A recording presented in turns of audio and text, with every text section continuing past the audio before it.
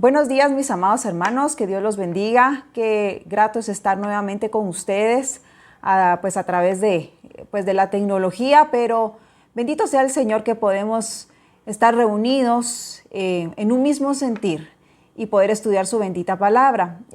Pues la semana pasada veíamos ya el inicio del libro de Apocalipsis, en donde tuvimos ya una noción de lo que viene. Vamos a iniciar con el estudio de las 7 iglesias del Apocalipsis y hoy damos por inicio esta serie de temas, comenzando por la iglesia de Éfeso.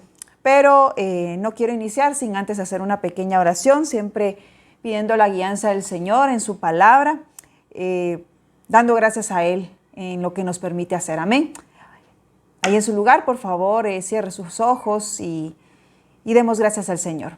Padre, te damos gracias, Señor, esta mañana por lo bueno y maravilloso que tú eres con nosotros, por nuestras familias. Gracias, Señor, porque sabemos que nos puede faltar todo, pero tú no nos puedes faltar, Señor. Lo más importante que tenemos en nuestras vidas eres tú, tu presencia en nuestros hogares.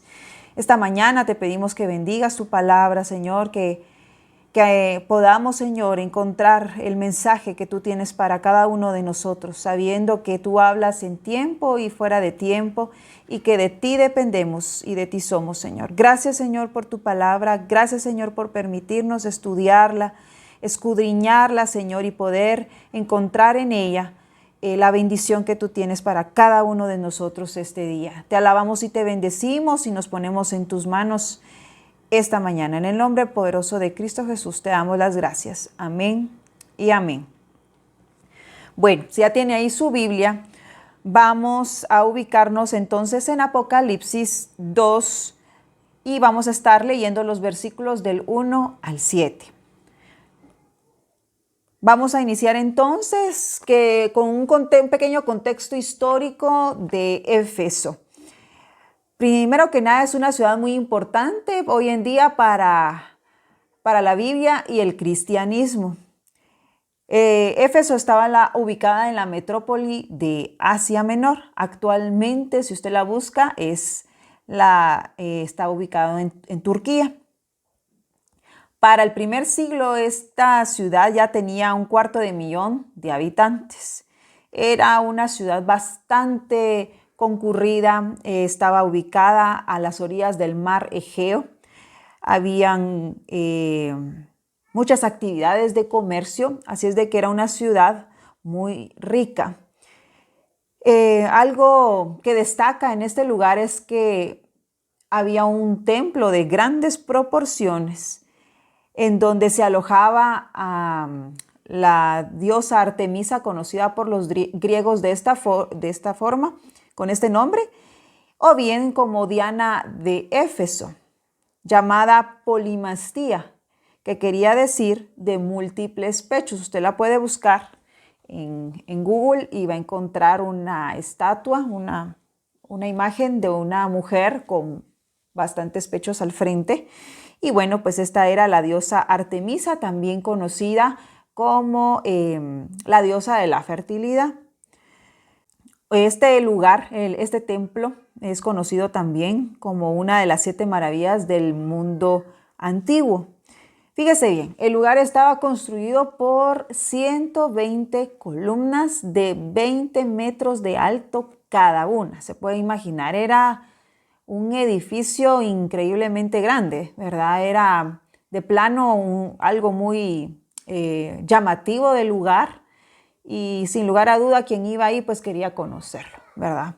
Sin embargo, yo, de acuerdo a lo que leía, me ponía a ver cómo hoy por hoy, si usted la busca el lugar, su majestuosidad fue reducida a una sola columna. Y de esta forma cae todo lo que en ese lugar se practicaba, empezando por la idolatría. Un dato importante de este lugar es de que era atendido por prostitutas. Así es de que si usted quería llegar y hacer una ofrenda a la diosa de la fertilidad, primero la persona que llegaba debía acostarse con una prostituta y después podía pasar a realizar su ofrenda. Una práctica bastante normal para el lugar, ya que estas prácticas como la maldad, la corrupción y el paganismo eran algo que se podía ver a simple vista. Así es de que no era nada del otro mundo. Estaban acostumbrados a eso.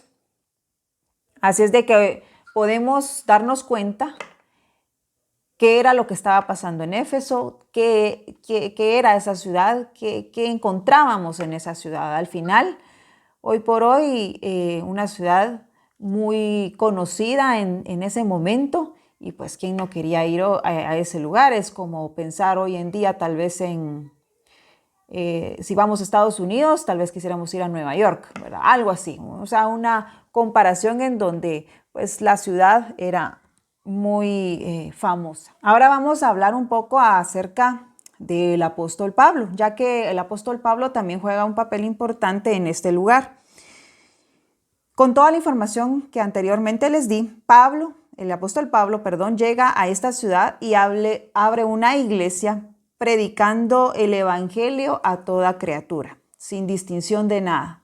Todos tenían derecho a recibir el evangelio de salvación, pero dependía de cada quien recibirlo o no. Pasa en este lugar 2 años y deja la iglesia a cargo de Aquila y Priscila. Anteriormente también pudimos estudiar cómo Timoteo también es comisionado por el apóstol Pablo para fortalecer la doctrina en esta ciudad. Posterior a ello, el apóstol Pablo está 1 año más en dicho lugar y de acuerdo a la historia se cree que fue también el lugar de su muerte. Recordemos que esta iglesia recibe una carta del apóstol Pablo y eso lo encontramos en nuestra Biblia, en la carta a los Efesios. Y desde esta ciudad se cree que fue escrita la primera carta a los Corintios y nuevamente es referida en el libro de Apocalipsis, que hoy por hoy es lo que vamos a estudiar, Apocalipsis 2, del 1 al 7. Bueno, el capítulo da inicio de la siguiente manera. Esto dice el que tiene las 7 estrellas en su mano derecha. Las 7 estrellas, como lo vimos la semana pasada, son los 7 ángeles de cada iglesia. Y se pasea en medio de los 7 candelabros de oro, que son las 7 iglesias. Entonces esa parte pues ya la tenemos clara. ¿Qué señala el Señor de esta iglesia, el Señor Jesucristo? Dice, conozco tus obras, tu arduo trabajo y tu perseverancia. Eso quiere decir que tenemos una iglesia activa, es una iglesia incansable. Es una iglesia que se mantiene trabajando, que no está ahí esperando que le digan qué hacer. Sabe qué es lo que tiene que hacer. También le dice, no soportas a los malvados y has puesto a prueba a los que se dicen ser apóstoles, pero no lo son, descubriendo que son falsos. Entonces, podemos también ver que era una iglesia celosa, que tenía fundamentos bastante claros. Entonces tenía muy segura la dirección en la que debían ser encaminados sus pasos. También dice, has perseverado y sufrido por mi nombre sin desanimarte. Es una iglesia con convicciones que mantiene su buen ánimo a pesar de lo que pudiera estar pasando. Al final, una iglesia establecida en un lugar de alta corrupción, donde había mucho paganismo, prácticas que no eran agradables ante los ojos de Dios, y aún así es instituida en este lugar. Había gente que quería hacer bien las cosas. Sin embargo, dice la palabra en el versículo 4, tengo contra ti que has abandonado tu primer amor. ¿Esto con qué tiene que ver? Pues tiene que ver con las prioridades que manejaba esta iglesia. Nosotros podemos pensar que son las prioridades con las que manejamos también nuestra vida. ¿Qué ocupa el primer lugar en nuestra vida? Es una pregunta que debemos hacernos. Nuestro amado Señor enlista todas las cosas buenas de esta iglesia. Tenía cosas muy buenas. Realmente si uno se pone a leer y dice, wow, esta iglesia tenía muy buenas características. Nos habla de una iglesia prácticamente correcta a la vista. Lo que se podía ver, la iglesia lo estaba haciendo muy bien. Era una iglesia imparable, una iglesia activa, una iglesia celosa, perseverante, incansable y que podía ser perseguida, pero mantenía el buen ánimo. Pareciera realmente una iglesia de la cual podríamos tomar mucho ejemplo.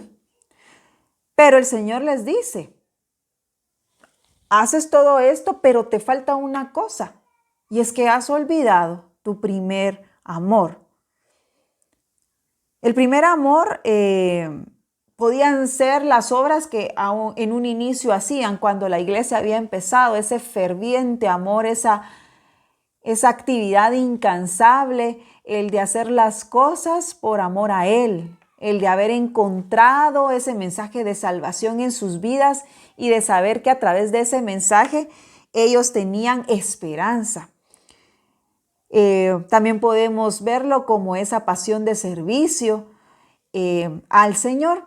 Entonces realmente lo que el Señor les decía, o sea, haces bastante, o sea, tienes tus actividades, andas de aquí para allá y pues estás bien, ¿verdad? Pero te falta lo más importante. El amor, el primer amor, es esa relación que nosotros también podemos tener con el Señor. Entonces, hay una advertencia y una instrucción a la vez que se reduce a arrepiéntanse. Arrepiéntanse. Esta iglesia iba prácticamente a desaparecer si seguía haciendo esta parte mal, el de olvidar su primer amor. Podía hacer de todo, pero si estaba olvidando lo más importante, que era para quién estaban trabajando y cómo debían de hacerlo, estaban mal. Y entonces dice la palabra del Señor, ya que si no lo hacen, iré y les quitaré de su lugar su candelabro. Hoy, si vamos a investigar un poco más acerca de la iglesia de este lugar, actualmente no queda nada. De hecho, no hay testimonio cristiano en ese lugar. Y anteriormente les comentaba que es precisamente Turquía donde está ubicado este lugar. Así es de que, al parecer, si lo vemos así, creo que la iglesia en ese momento no obedeció. Y por eso es que no hay nada en ese lugar. Entonces es algo bien importante que debemos de ponerle mucha atención para el mensaje de esta mañana. Más adelante dice, tienes a tu favor algo, y es que aborreces las prácticas de los nicolaítas, las cuales yo también aborrezco. Existen varias corrientes acerca de las prácticas de los nicolaítas. Voy a mencionarles dos. Los nicolaítas vienen del griego que quiere decir seguidores de Nicolás, que era un dirigente de esa época que inducía a la iglesia a realizar otro tipo de prácticas, no las que estaban instituidas por medio de la palabra del Señor, sino que lo que quería era desviar la atención de la iglesia y hacerla a su gusto y antojo. Por otro lado, tenemos el término nicolaítas, su raíz en dos palabras griegas que quieren decir Nico, Laos, que quiere decir conquistar o estar sobre otros. Laos significa pueblo, gente común, y es la raíz de la palabra laico, dando a entender que es una especie de jerarquía en la iglesia primitiva cuando sabemos que la única cabeza de la iglesia es Cristo, hasta el día de hoy y para siempre. No hay apóstol, no hay pastor, no hay maestro, no hay evangelista, no hay nadie que esté sobre el nombre de Cristo. Y eso es algo que usted y yo debemos de tener claro en nuestra vida como cristianos. La única cabeza de la iglesia es nuestro amado Señor Jesucristo. Entonces vemos cómo la iglesia recibe una advertencia. El Señor les dice, arrepiéntanse, pero al mismo tiempo les da una promesa. El versículo 7 dice, el que tenga oídos, que oiga lo que el Espíritu dice a las iglesias. Al que salga vencedor, le daré derecho a comer del árbol de la vida, que está en el paraíso de Dios. Si usted quiere ver dónde se encuentra este árbol de la vida, Apocalipsis 22:2, en la revelación que también el apóstol Juan recibe, está ubicado en la Nueva Jerusalén. Así es de que prácticamente la promesa era: sean obedientes en esto, corrijan esta parte, todo lo que están haciendo está muy bien, están haciéndolo bien, pero les hace falta esto, que debe ser el cimiento de todo lo que hacen, ¿verdad? Sin este cimiento no van a poder seguir avanzando, porque esto es lo más importante para mí. Y con ello, si lo corrigen, entonces ustedes estarán conmigo en la Nueva Jerusalén. Pero si nos vamos a investigar un poco acerca de este lugar, hoy por hoy no hay absolutamente nada, solo lo podemos ver como un lugar turístico a donde llega mucha gente, pero todo está entre ruinas. De hecho, no hay testimonio cristiano cercano a ese lugar, así es de que podemos deducir que la iglesia no hizo caso, no fue obediente. Por tal razón fue completamente destruida. Y bueno, ¿qué podemos aprender esta mañana de esta porción de la palabra? Primero, mi amado hermano, es que volvamos a la escritura, volvamos a la lectura, volvamos a tener esa relación constante con nuestro amado Señor. Y no solo cuando nos recordemos o cuando tengamos necesidad, sino esa necesidad de estar en comunicación con Él siempre, de leer su bendita palabra, porque Él nos va a hablar a través de su palabra, nos va a hablar por medio de esa relación constante que tengamos con Él. Es tan parecido como a qué tipo de relación podemos tener con alguien si no le llamamos, por ejemplo, por teléfono, si no estamos pendientes, si nos vemos una vez al año. No es una relación muy fuerte, ¿verdad? No es una relación muy cercana a ese tipo de relación con el amigo cercano que uno lo busca, lo llama, le pregunta cómo está, qué estás haciendo, cómo te sentís, cómo vas, mira, tengo este problema. Esa es la relación que el Señor quiere que tengamos con Él. El que vivamos enamorados de Él, el que todo gire y exista en nuestras vidas alrededor de Él. ¿Por qué? Porque Él solo tiene planes de amor para nuestras vidas, planes de promesas que son eternas para nuestras vidas, porque nos ha llamado sus hijos. Amén. Y ese es un gran privilegio que tenemos. Así es de que no lo podemos desaprovechar. Si queremos que nuestra relación con el Señor trascienda a nuestras futuras generaciones, debe ser incansable, debe ser constante, debe haber perseverancia, debe hacerse con ánimo, no con desánimo. Debe ser una relación bien fortalecida a través de su palabra para darle testimonio a los que nos rodean, para darle testimonio a nuestra familia, para darle testimonio a nuestro prójimo, porque las promesas del Señor son para nuestra tercera y cuarta generación. Pero ¿qué pasa si nuestra relación con Él no tiene amor? Si no tenemos ese primer amor en nuestras vidas hacia Él.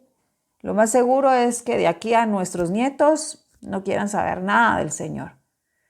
Pero cuando vivimos una vida de fe, una vida que tiene una relación y convicciones claras con el Señor, lo más seguro es que esa relación se comparte y es anhelada por nuestros más cercanos, por nuestras familias, por nuestros hijos. Así es de que las promesas del Señor son eternas y Él siempre da regalos a sus hijos. Porque si nos vamos a la palabra como daba la promesa a esta iglesia, y era que les iba a dar de comer del árbol de la vida. Y el árbol de la vida está en el paraíso, está con Él. está en la Nueva Jerusalén. Y esa es la promesa que usted y yo tenemos para nuestras vidas. El que sigamos trabajando, el que seamos constantes, en el que nos levantemos temprano y le busquemos desde temprano al Señor, en el que le sirvamos con amor, con esmero, que este tiempo que hemos estado prácticamente encerrados en casa y que no nos hemos podido reunir, y cuando regresemos nuevos, regresemos diferentes, regresemos agradecidos, con más deseos de trabajar. Eso no quiere decir que ahorita esté estático, que no, bueno, entonces como ahorita no se puede, no. Debemos ser constantes, porque Él es constante todos los días con nosotros. Él está presto, está atento siempre a escucharnos. No se cansa de oír nuestra voz. Así es de que yo los invito, mis amados hermanos, que tomemos esta porción de la palabra para nuestras vidas, porque debemos tener presente ese amor, ese primer amor, ese amor que se desvelaba, ese amor que le quedaban cortas las horas, ese amor que se estaba yendo de la casa y ya lo estaba llamando por teléfono, esa clase de amor que necesitemos del Señor siempre, en todo momento y en todo lugar. Ese es el mensaje que tiene el Señor para nuestras vidas esta mañana. Depende de nosotros el tomar esa porción, atesorarla en nuestro corazón y llevarla a la práctica. A veces flaqueamos, es de humanos.